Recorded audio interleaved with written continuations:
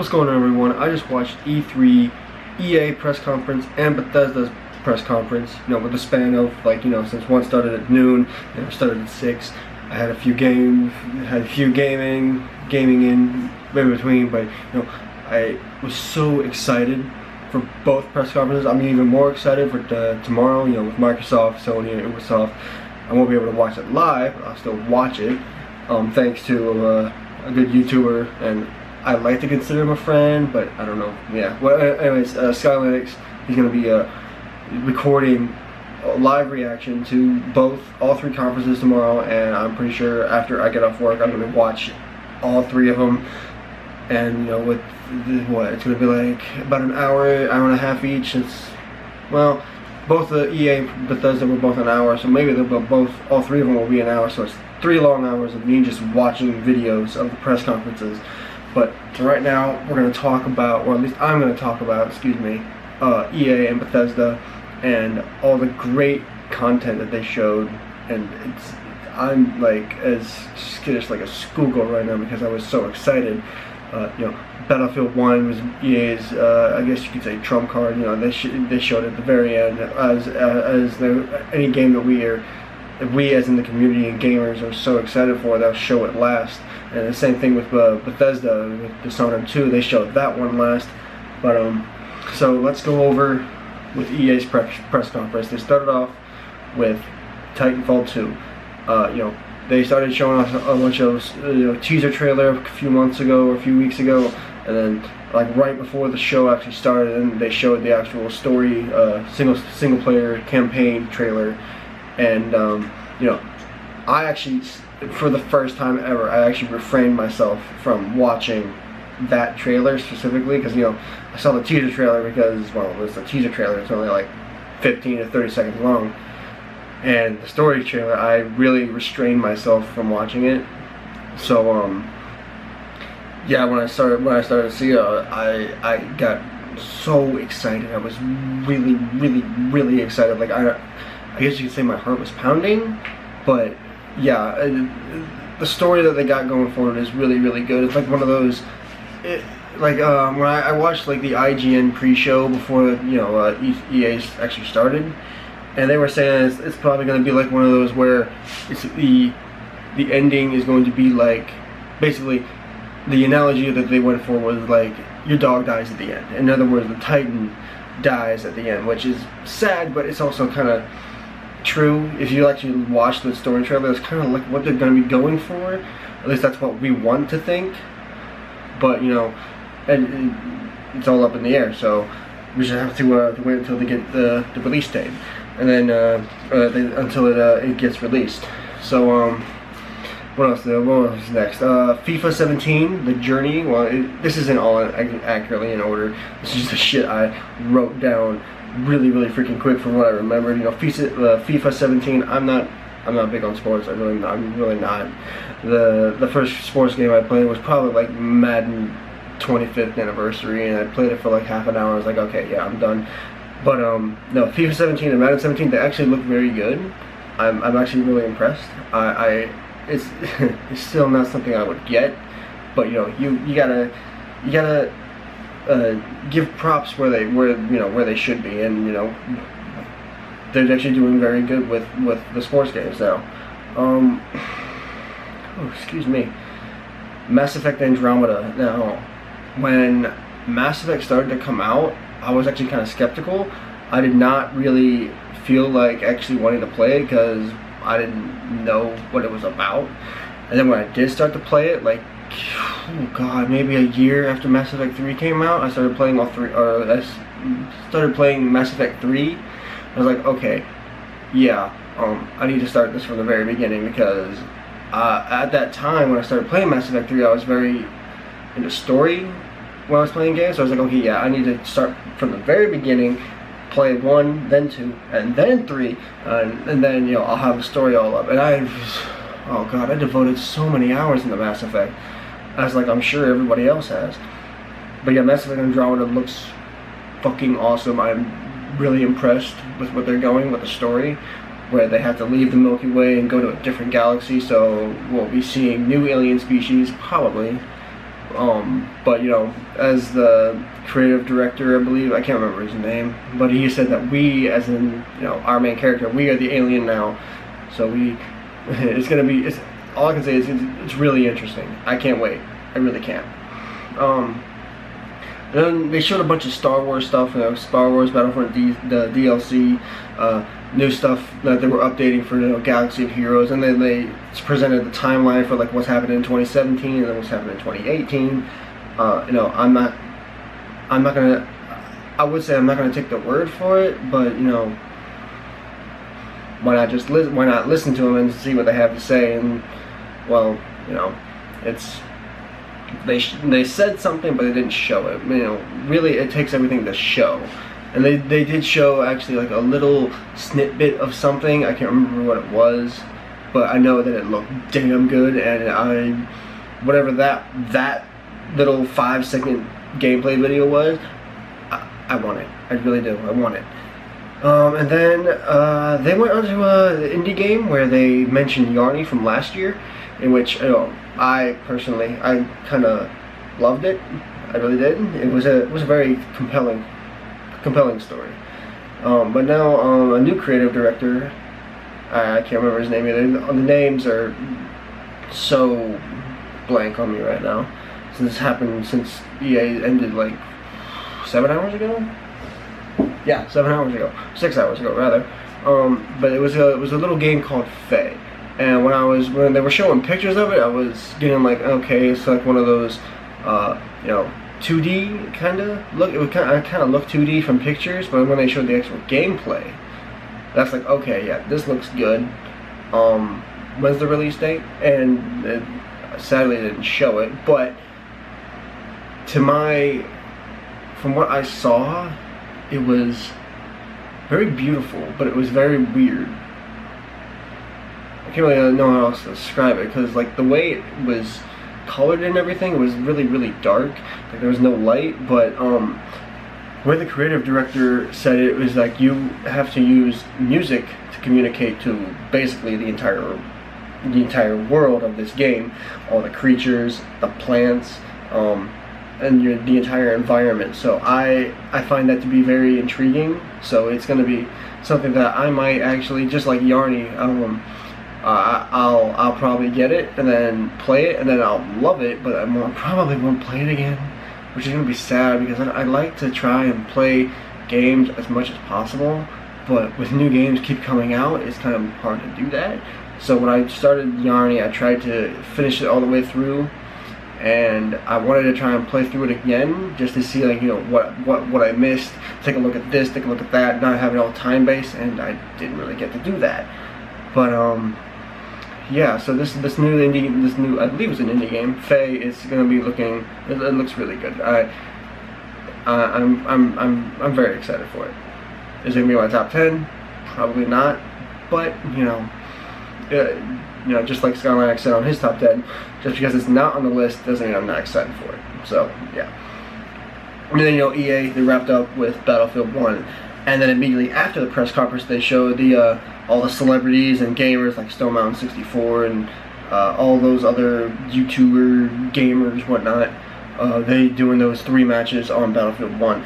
Oh my god, it looks so damn good. And I told Skylinux that I would probably, not even probably, I would get the game on PS4 just so I could play with him and actually get his live reaction while playing the game. And that's something I actually personally want to hear. I don't want to have to see it on, you know, on YouTube or on my phone.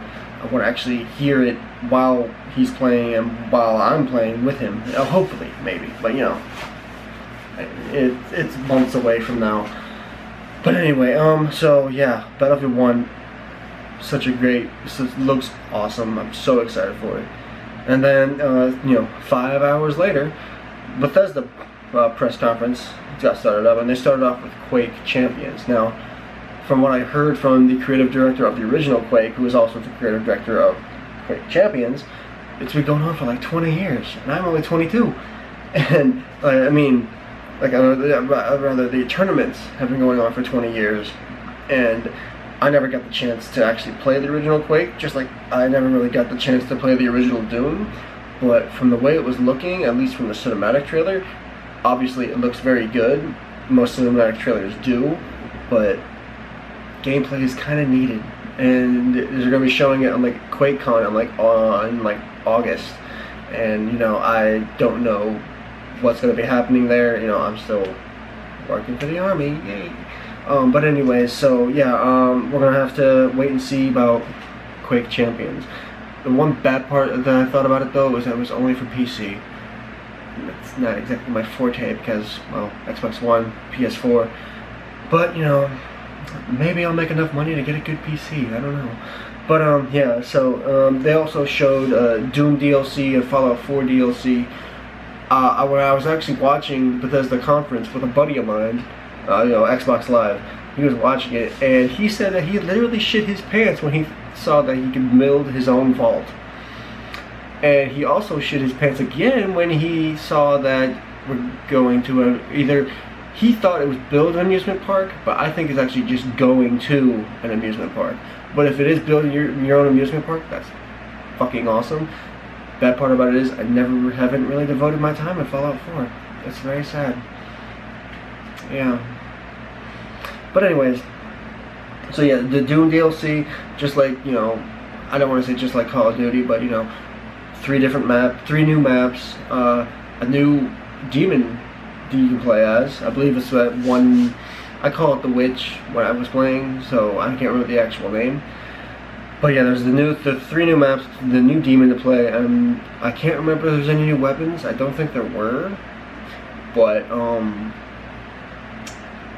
yeah, I believe they were also adding new shit or new stuff to the Snap map, which I haven't dived in a lot either, or actually no, I haven't dived in it at all, because I'm not very creative when it comes to games like all that Minecraft and that Ark. I'm not creative with it at all. I just want to play. I don't want to have to be creative when I do it.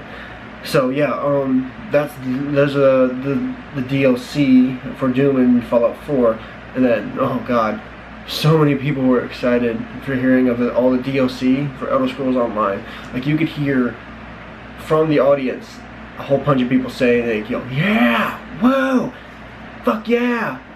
And there was a lot of people wanting the Dark Brotherhood in the past, like a lot of people were like requesting it. And I stopped playing ESO a while ago because, you know, like I said with Yarny, new games keep coming out, I gotta play those new games. I don't even finish I'll tell you right now, Doom, I haven't even finished the campaign yet. That's sad, I know. But you know, new games keep coming out, and I just want to play every game I can, and it's just like so many games. Like it's just so many games.